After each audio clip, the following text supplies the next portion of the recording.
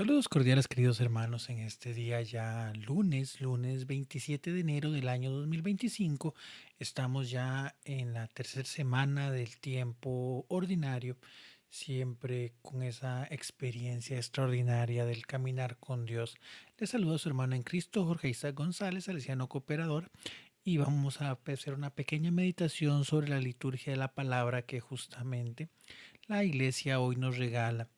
dentro de la vivencia eucarística, o bueno, por lo menos si no tenemos la posibilidad de participar, pues se nos invita a buscar esos textos que hoy nos ayudan como reflexión y alimento dentro de la primera de las dos grandes mesas que tiene la Eucaristía, como lo es el pan de la palabra en el ambón.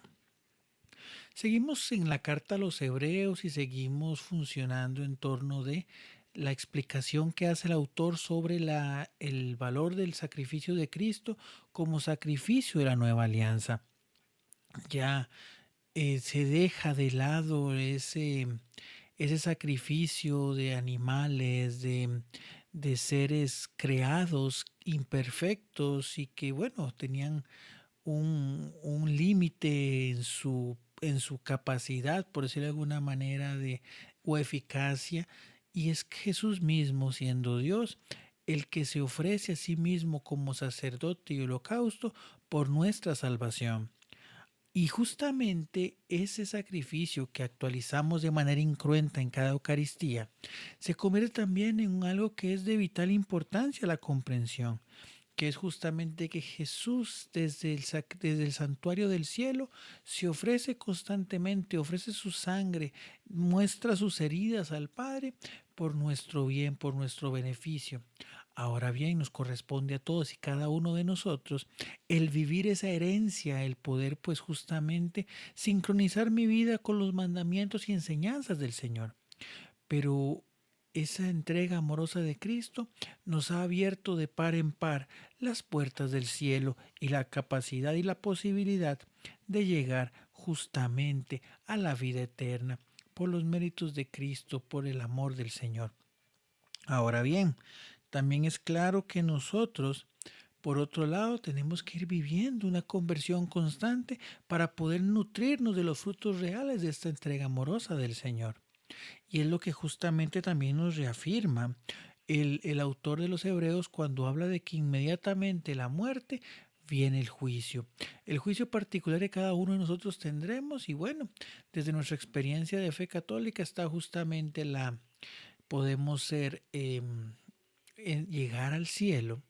podemos pasar por esa purificación previa en el purgatorio,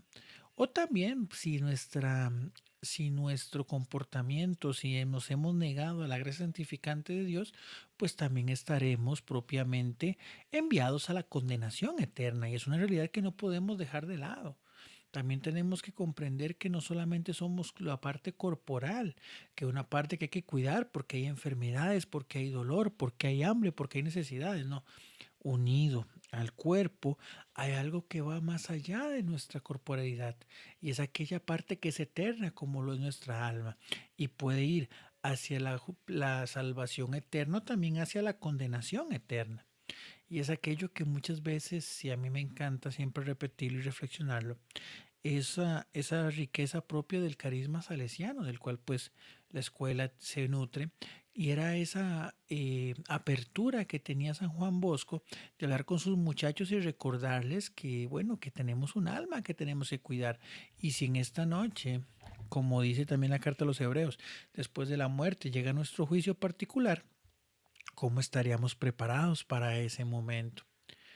Nosotros estamos sumidos mucho en el materialismo y en el día a día que nos olvidamos del valor justamente también de la eternidad y de cómo nosotros pues claramente tenemos un fin que no es este terreno, que no es justamente nuestras tumbas, nuestros sepulcros, sino más bien una pues experiencia o bien más bien un juicio definitivo que marca la eternidad de nuestra alma. Y bueno, pues evidentemente esto también a veces nos puede generar un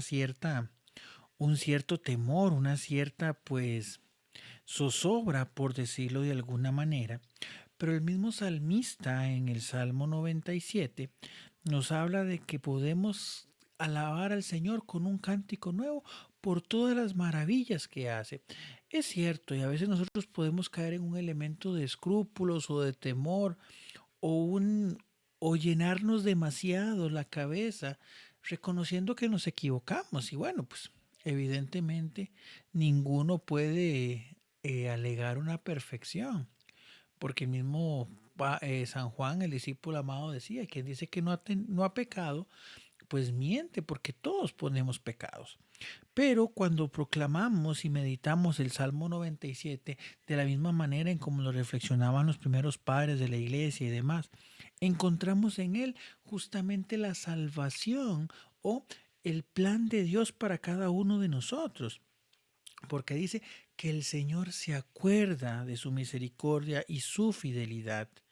Los confines de la tierra han contemplado la salvación de nuestro Dios. Una salvación que no es solamente para aquel pueblo que es nuestros padres en la fe, sino para la universalidad del mundo que quiera poner su mirada en el Señor, que quiera dejarse transformar por el Señor, que quiera dejar la vida del pecado y hacer esta lucha constante en búsqueda de la santidad.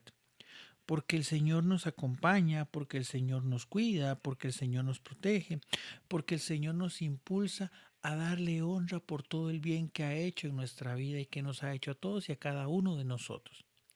Entonces, el juicio que nos hablaba propiamente la carta a los hebreos, que en el momento de nuestra muerte se va a dar, puede generar muchísima tensión en muchos aspectos de nuestra existencia, pero también el Salmo nos invita a mirarlo con confianza. Eso sí, si hemos abierto nuestra mirada y nuestro deseo al Señor y hemos aprendido a contemplarle en toda su misericordia que ha tenido con nosotros. Y es que ahí es donde también se complementa justamente con el texto del Evangelio. Jesús ha venido haciendo muchos señalamientos, lo veíamos en los textos de la semana pasada, en torno a lo que es una religiosidad mal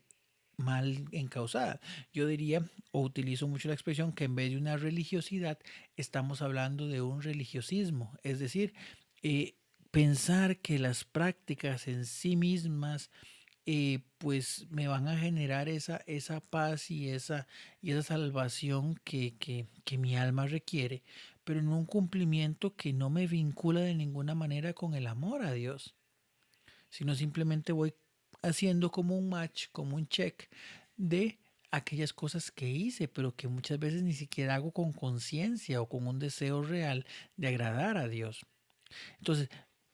ya Jesús venía hablando mucho de ese religiosismo, ¿verdad? Que venía afectando mucho a los principales líderes religiosos del pueblo de Israel en la época donde Jesús vivía, entendiendo que el objetivo de ellos era más buscar la paja y la maldad y la condenación del otro y señalarla que una verdadera conversión.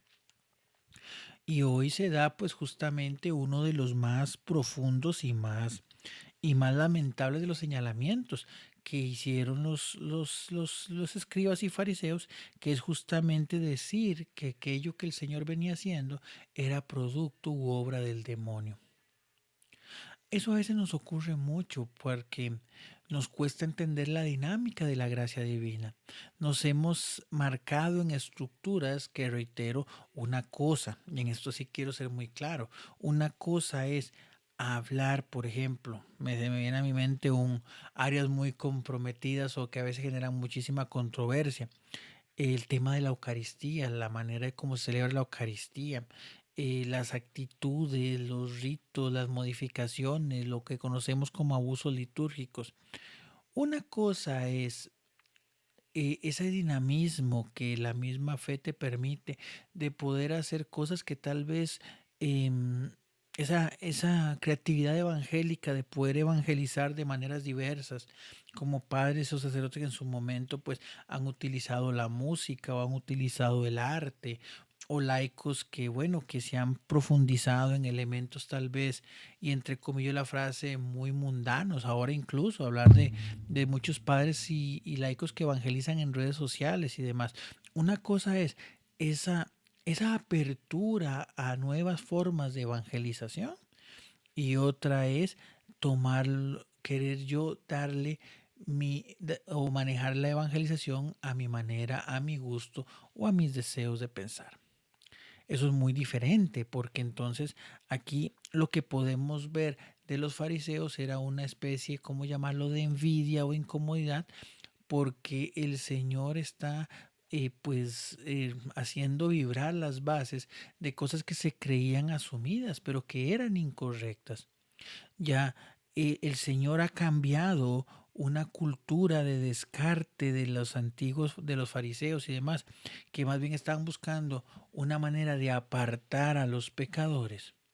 entre comillas la frase, porque ellos obviamente parte de su problema es que ellos se sentían mejores que los demás. Entonces, una cosa era eso y otra cosa muy diferente es justamente lo que el Señor hace, que es más bien acercar a aquellos que se veían alejados, a acercar a aquellos pues justamente que se veían oprimidos y se veían en ese sentido pues descartados de la gracia divina. Entonces, y por eso hoy terminan acusando al Señor de que él obraba desde la mano del maligno. Vean qué fuerte y qué difícil esta expresión. Pero el Señor les recuerda cuál es el sentido de buscar o de servir al demonio y querer afectar al demonio. No, dice, y es algo que también tenemos que entender muchísimo como iglesia,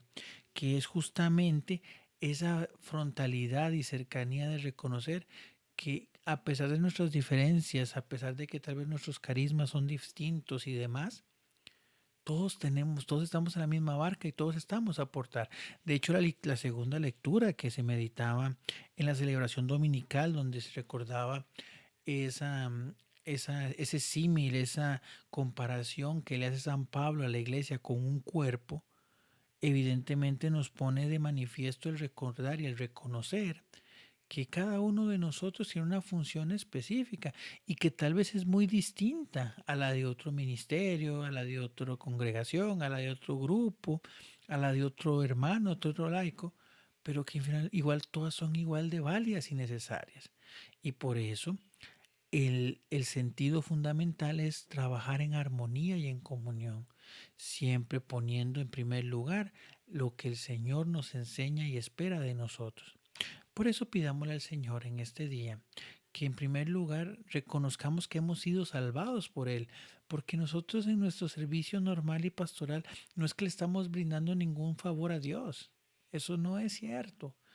Estamos respondiendo al amor que Dios nos da, a esa alianza que le costó su sufrimiento, su sangre, su entrega amorosa.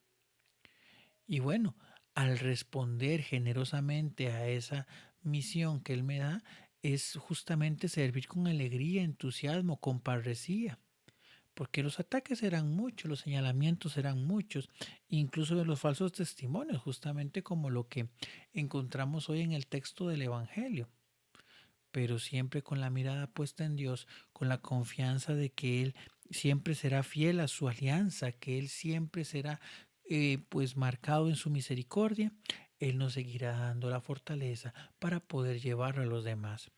Pidámosle al Señor que Él que nos da a conocer su salvación, como dice el Salmo, el que ha querido que no nos perdamos, sino que lleguemos a la gracia santificante y con eso poder acceder a la vida eterna, nos siga impulsando y animando para poder agradar siempre sus deseos y poder evangelizar con un testimonio real a aquel que se encuentra alejado de Él. Que Dios lo bendiga y que tenga una muy hermosa semana, siempre marcada por la gracia de Dios.